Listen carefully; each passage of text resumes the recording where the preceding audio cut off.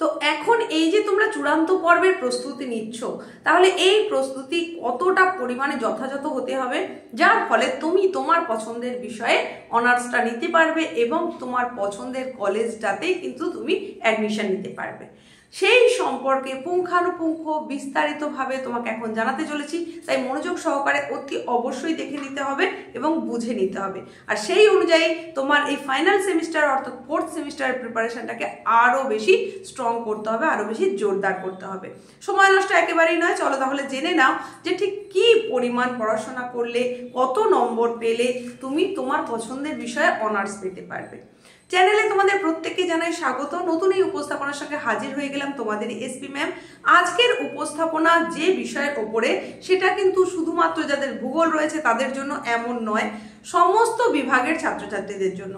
হ্যাঁ, কলা বিভাগ হতে পারে, বিজ্ঞান বিভাগ হতে পারে, বাণিজ্য বিভাগ, যে কোনো বিভাগের যে কোনো বিষয়ের ছাত্রছাত্রী, তুমি যে বিষয়টায় অনার্স নিতে চাইছো, ভবিষ্যতে যেটা নিয়ে এগোতে চাইছো, সেখানে কি ক্রাইটেরিয়া রয়েছে সেটাই কিন্তু ডিটেলসে জানাতে চলেছি। তাই তুমি যদি আগ্রহী হয়ে থাকো, সেই কারণেই যদি উপস্থাপনাটা দেখতে এসে থাকো, তাহলে অবশ্যই বলবো তুমি একদম ঠিক উপস্থাপনা বেছে নিয়েছো এবং বুঝে নাও তাহলে যে কত নম্বর পেলে তুমি তোমার পছন্দের বিষয়ে অনার্স পাবে এবং পছন্দের কলেজ চুজ করতে পারবে, কিভাবে করতে পারবে, সবটাই ডিটেলসে বলে দিচ্ছি। প্রথমেই বলি, তোমরা এখন উচ্চ মাধ্যমিকের পরীক্ষার্থী, খুব তাড়াতাড়ি, খুব সামনেই তোমাদের ফাইনাল সেমিস্টার অর্থাৎ 4th সেমিস্টারের পরীক্ষা রয়েছে। যে পরীক্ষাটা তোমরা দিয়ে চলে এসেছো, এই উচ্চ মাধ্যমিকেরই একটা পার্ট অর্থাৎ 3rd সেমিস্টার তোমরা দিয়ে চলে এসেছো এবং তার রেজাল্টও কিন্তু বেরিয়ে গেছে।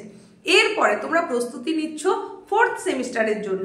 আর এই দুটো সেমিস্টারে মিলিত মূল্যায়ন নিয়েই কিন্তু তোমাদের উচ্চ মাধ্যমিকের ফাইনাল রেজাল্ট অর্থাৎ চূড়ান্ত রেজাল্ট, যে রেজাল্টের ভিত্তিতে তুমি সামনের দিনগুলোতে এগিয়ে যেতে পারবে, তোমার ভবিষ্যৎ সুনিশ্চিত করতে পারবে এবং ভবিষ্যতে তুমি যে বিষয়টা নিয়ে পড়াশোনা করতে চাও, স্পেশালাইজেশন করতে চাও, সেটা তার কারণেই তুমি অনার্স নিতে চাইছো।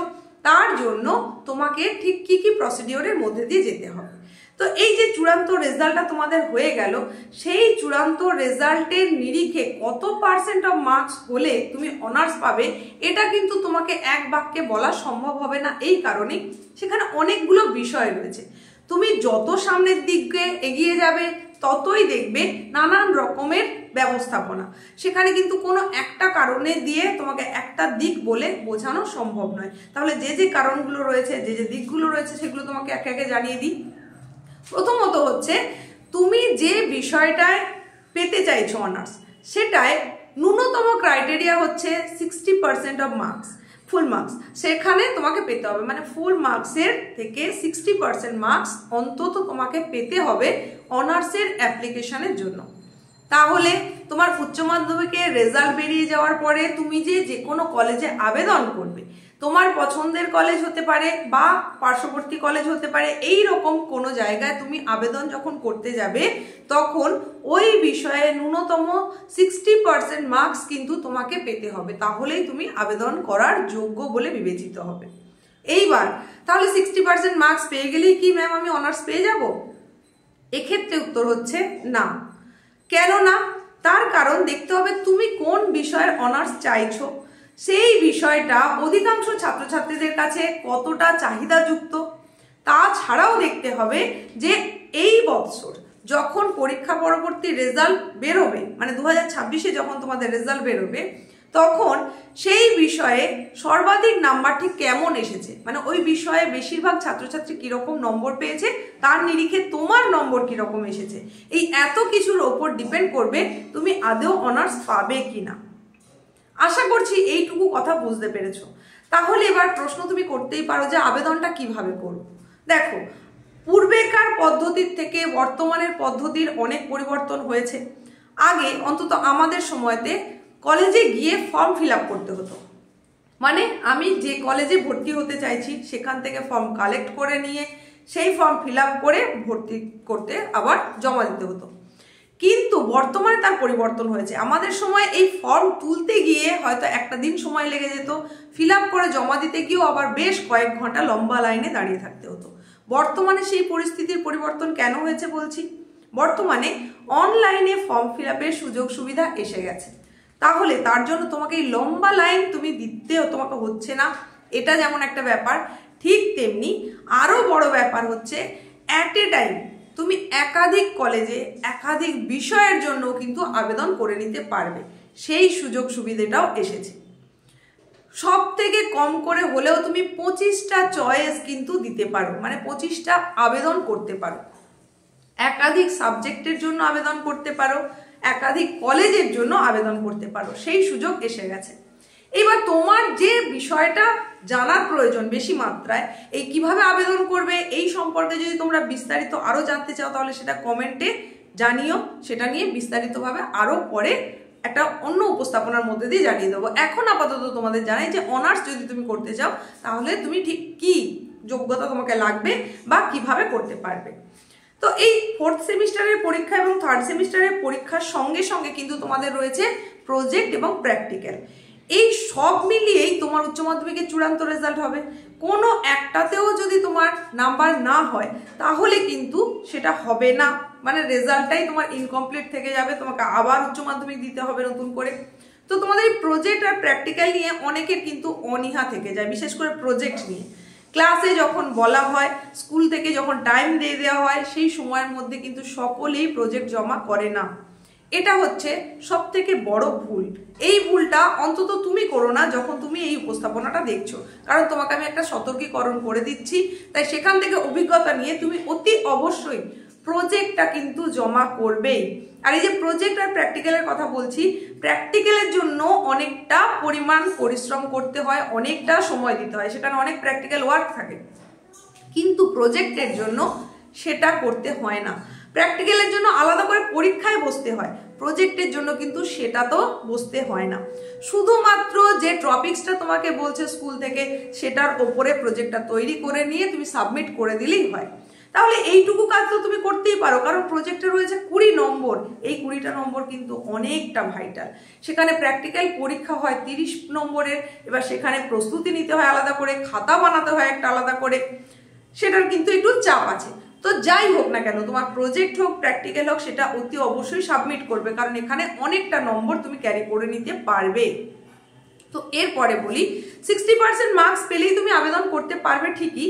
এইবার তুমি যে পছন্দের কলেজটা চাইছো সেই কলেজটা নিশ্চয়ই অনেকের পছন্দের তালিকায় রয়েছে, তাহলে সেই অনুযায়ী তোমার নম্বর কিরকম রয়েছে তার উপর ডিপেন্ড করবে তুমি চান্স পাবে কিনা। আগেকার সময়তে, মানে ওই যে বললাম আমাদের সময়তে যে ব্যাপারটা ছিল, তখন প্রত্যেকটা বিষয়ের যে সিট সংখ্যা, কলেজ পিছু সিট সংখ্যা, সেটা কিন্তু কমই ছিল, মানে ন্যূনতম ছিল বলা যায়, 25-30 হার্ডলি, মানে খুব বড় কলেজ হলেও সেখানে কিন্তু অনার্সে সিট থাকতো হয়তো 50টা। কিন্তু এখন এই আসন সংখ্যা বা সিট সংখ্যা বেড়েছে, প্রত্যেক কলেজেই বেড়েছে, বিভিন্ন বিষয়ের জন্যই বেড়েছে। সুতরাং তুমি যদি আবেদন করতে চাও এবং অনার্স নিয়ে এগোবে বলে ভাবো, তাহলে তোমার বৎসরে, মানে তোমার পাসিং ইয়ারে রেজাল্ট কেমন হয়েছে সেটা একটা নির্ভর করবে, ওই বিষয়টায় রেজাল্ট সর্বসাকুল্যে কেমন হয়েছে সেটা নির্ভর করবে, সর্বোপরি যেটা নির্ভর করবে সেটা হচ্ছে তোমার রেজাল্ট কেমন হয়েছে তার উপর ডিপেন্ড করবে। তোমার বিষয়ের চাহিদা যদি বেশি থাকে, তোমার পছন্দের কলেজের চাহিদা যদি বেশি থাকে, তাহলে সেখানে কম্পিটিশনটা স্বাভাবিকভাবেই বেশি হবে। তো এইভাবে এই প্রসেসেই কিন্তু তুমি অনার্সের জন্য অ্যাপ্লিকেশন করতে পারবে। সেখানে কত নম্বর পেলে তুমি অনার্স পাবে এরকম ভাবে বলা সম্ভব নয়। একই বিষয়, অথচ কোনো একটা নির্দিষ্ট কলেজ যেটা একটু বেশি চাহিদা সম্পন্ন, সেখানে হয়তো কাট অফ দেখা যাবে 80% পর্যন্ত। আবার ওই একই বিষয় একটু চাহিদা কমযুক্ত একটা অন্য কলেজ, সেখানে হয়তো দেখা যাবে কাট অফটা এসে গেছে 75%। তো এইরকম হতে পারে। তো 60%-এর হলেই যে আবেদন করা যাবে বলে যে কথাটা আমি বললাম, তার মানে কিন্তু এমন নয় যে 60% মার্কস পেলে তাহলেই তুমি অনার্সে চান্স পেয়ে যাবে, এরকম নয়। যেহেতু সিট সংখ্যাটা লিমিটেড, তাই সেখানে সব থেকে বেশি নম্বরের যে আবেদন হবে অবশ্যই সে অগ্রাধিকার পাবে। এইভাবে নাম্বার অনুযায়ী কিন্তু, মানে পার্সেন্টেজ অনুযায়ী সেখানে প্রত্যেকটা যে আসন, প্রত্যেকটা সিট সেটা ফিল আপ হবে। তাহলে তার নিরিখে তুমি যেমন নম্বর আশা করছো, মানে তুমি যেমন নম্বর পাচ্ছ, সেই অনুযায়ী তুমি চান্স পাবে কিনা সেটা নির্ভর করবে।